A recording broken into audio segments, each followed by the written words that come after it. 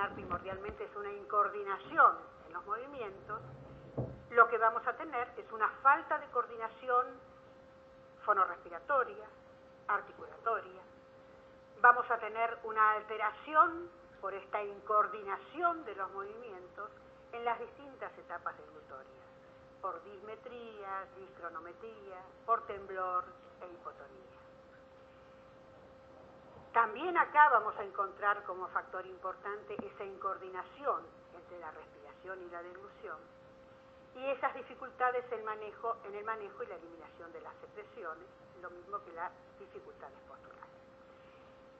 Estos elementos, el de la incoordinación de la respiración-deglución, las dificultades en el manejo y eliminación de las secreciones, las dificultades posturales, estos factores son factores que vamos a encontrar en todo paciente neurológico y lo vamos a ir viendo cuando veamos los distintos videos y cuando veamos los pacientes. De qué manera esto lo vamos a encontrar siempre y de qué manera ir trabajándolo. Cuando hablábamos inicialmente de las características del paciente neurológico, decíamos que presentaba una lesión central, que presentaba un déficit motor y que también podía presentar un déficit sensitivo. ¿A qué nos referíamos cuando hablábamos de déficit sensitivo y por qué este es también un factor muy importante a tener en cuenta en este tipo de pacientes? Es necesario diferenciar lo que hace a la sensibilidad superficial y a la sensibilidad profunda. La sensibilidad superficial es aquella que nos va a permitir identificar temperatura, sabor, pero también la sensibilidad profunda es aquella que nos va a dar datos sumamente importantes para lo que hace al reconocimiento del alimento, a la identificación del peso, volumen, textura, factores sumamente necesarios para poder manejar el alimento y saber cuándo ese alimento está realmente en su punto justo para poder ser impulsado y tragado. En un paciente neurológico, en la mayoría de los pacientes neurológicos y más en algunas patologías que otras, que ya las vamos a ir viendo, son importantes las alteraciones que aparecen a nivel de la sensibilidad superficial y profunda.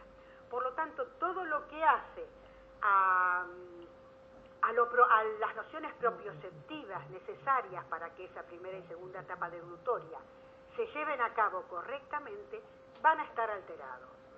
Y entonces, este es otro de los factores que también hay que tener en cuenta cuando evaluamos este tipo de pacientes. El déficit sensorial es otro de los aspectos que también podemos encontrar en un paciente neurológico alterado. Y un trastorno visual o un trastorno auditivo también nos puede determinar dificultades en el momento de la alimentación. No nos olvidemos lo importante que es ver aquello que nosotros vamos a comer.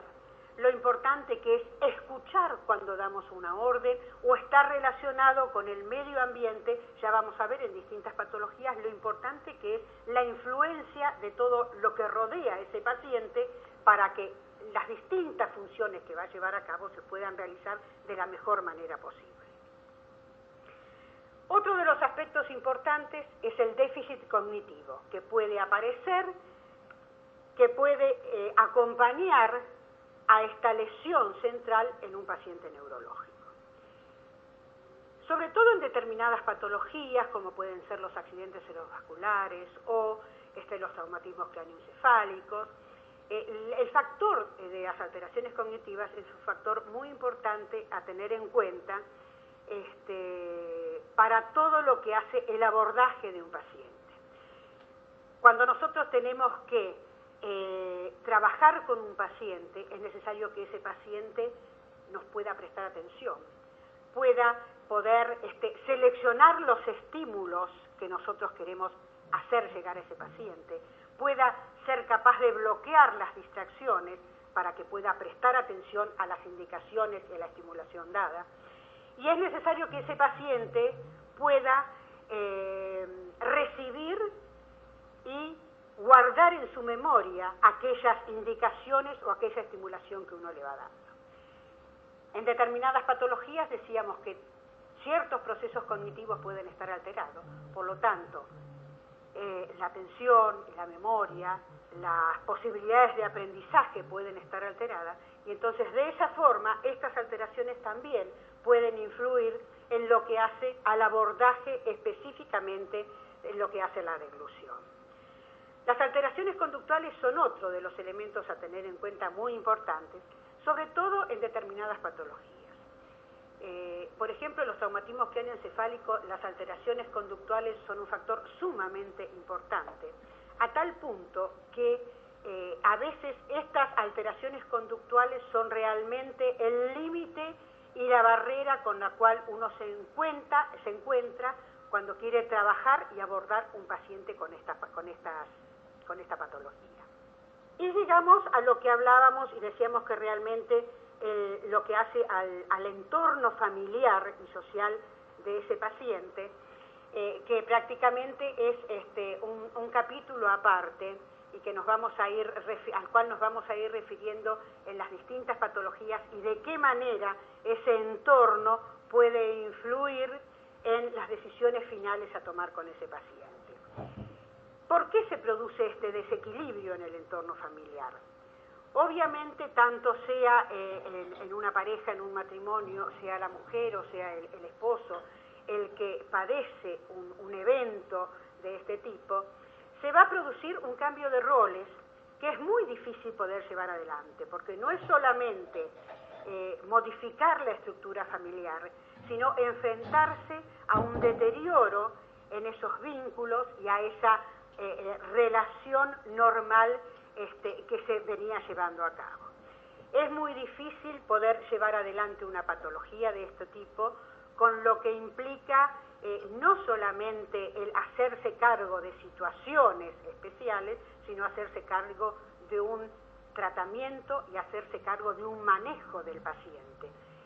Muchas veces el paciente no va a ser un paciente independiente y por lo tanto va a requerir cuidados muy específicos que requiere que la otra parte de ese entorno familiar esté capacitado anímicamente, sobre todo, para poder llevar a cabo ese cambio que tiene que realizar. No hablemos si ya existían en ese entorno familiar problemas previos, problemas de relación, obviamente se van a ir acentuando, se van a producir abandonos, ni hablar de los problemas económicos y laborales que van a suscitarse y los cuadros depresivos que van a ir apareciendo. Todo esto hace que ese desequilibrio muchas veces termine en limitar el trabajo de rehabilitación. Cuando nosotros hablamos de rehabilitación de un paciente neurológico, decimos que en todo proceso está el paciente con su patología neurológica, está el equipo de profesionales que se va a hacer cargo de ese paciente y está la familia. Si estos tres elementos no trabajan de manera coordinada, el proceso de rehabilitación de un paciente neurológico no se va a poder llevar a cabo.